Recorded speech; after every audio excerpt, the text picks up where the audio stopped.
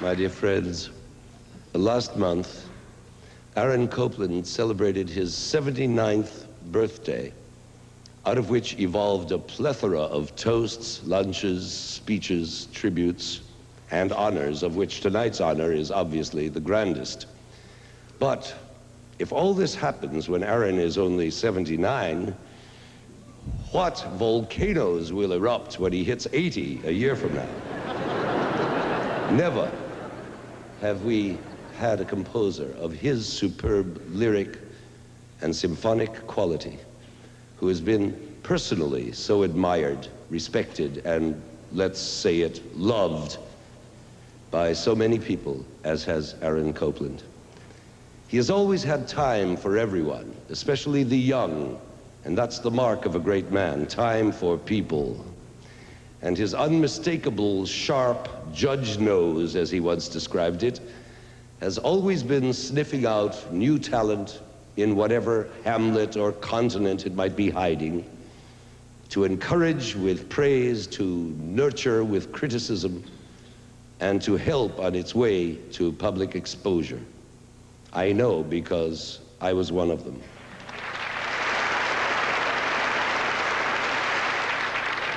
Now, all of these qualities, the generosity, the wit, the quirkiness, the compassion and tenderness and plainness, all these inhabit his music with a mirror-like truth.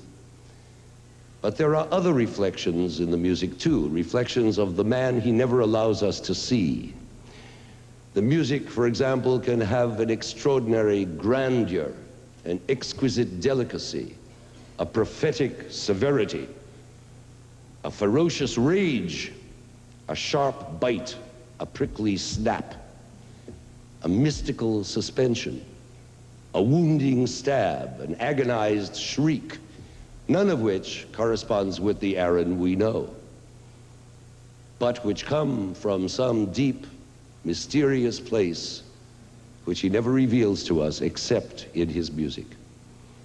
And so it is my honor to present him to you, my first friend in New York, my master, my idol, my sage, my shrink, my guide, my counselor, my elder brother, my beloved friend, Aaron Copland.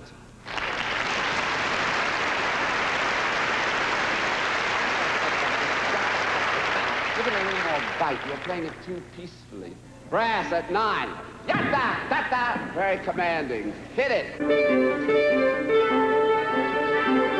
More trumpets, more.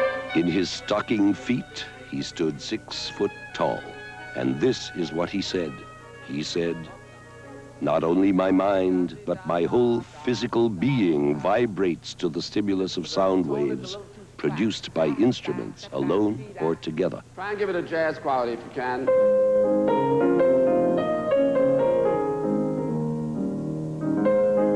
Aaron Copland was born in Brooklyn, November 14th, 1900. He began tinkering with the piano as a youngster and was first taught to play by one of his sisters. He pursued his classical studies of piano and composition in Manhattan, gave his first public concert at Wanamaker's department store, and then set out for headier atmospheres.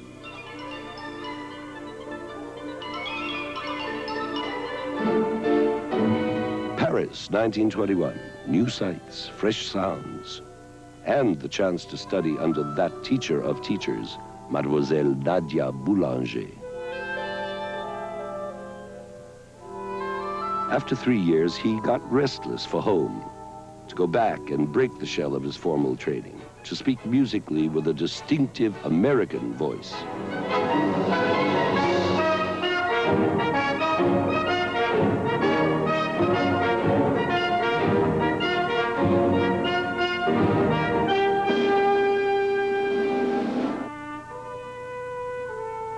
He set out to capture the varied moods and textures of the American experience. Urban jazz, cowboy hoedowns, New England hymns.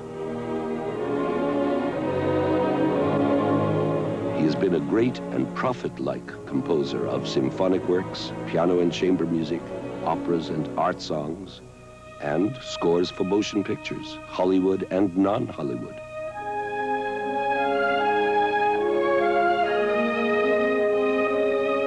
He even won an Academy Award in 1949.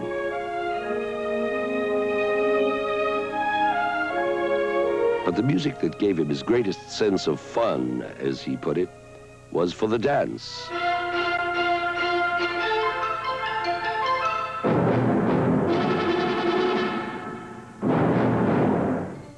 Collaborating with such great choreographers as Agnes de Mille,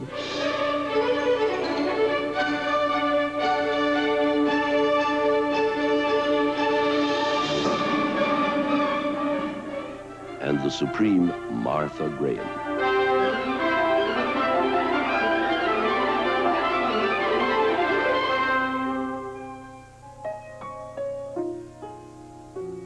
He has been composer, author, conductor, pianist, teacher, and lots of other things.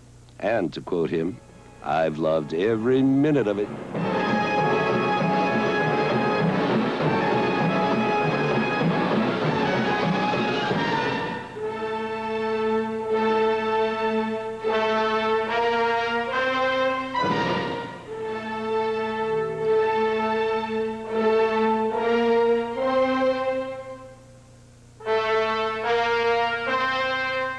Copland is a simple and a complicated man. And this is what he said: to stop the flow of music would be like the stopping of time itself. Incredible and inconceivable.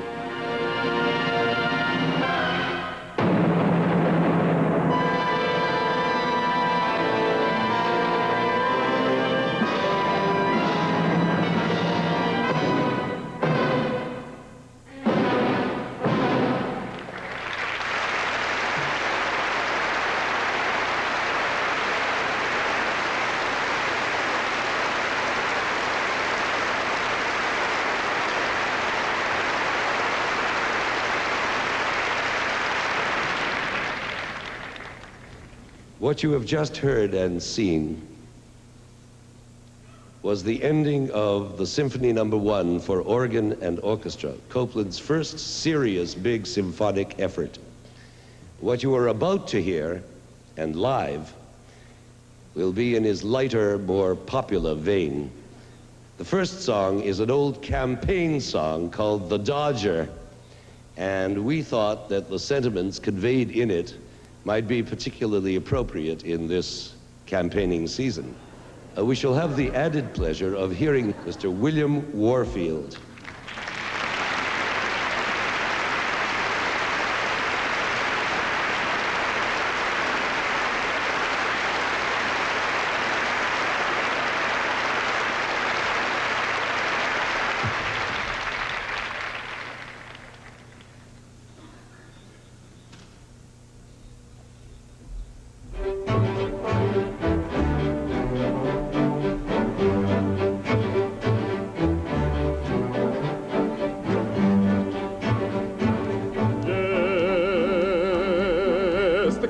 Dodger, yes, a well-known Dodger, yes, the candidate's a Dodger, yes, and I'm a Dodger too. He'll beat you and ask you for your vote. But look out, boys, he's a dodging for your note. Yes, we're all dodging, dodging. Yes, we're all dodging our way through the world.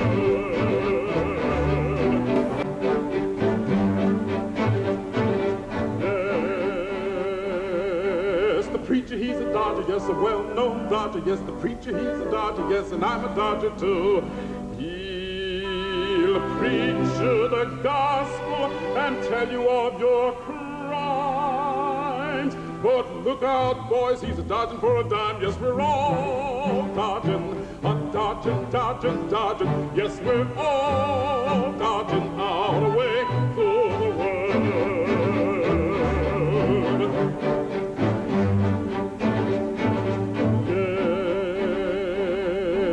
Lover, he's a Dodger, yes, a well-known Dodger, yes, the lover, he's a Dodger, yes, and I'm a Dodger too. He'll hug you and kiss you and call you his bride. Look out, gals, he's a-telling you a lie. Yes, we're all dodging, a-dodging, dodging, dodging. Yes, we're all dodging out away for the world. Yes!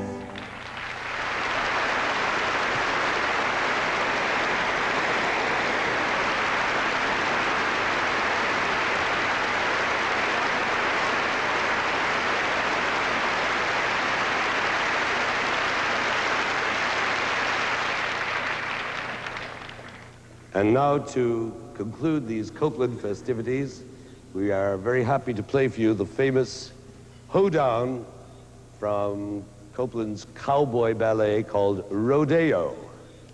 Swing your partners.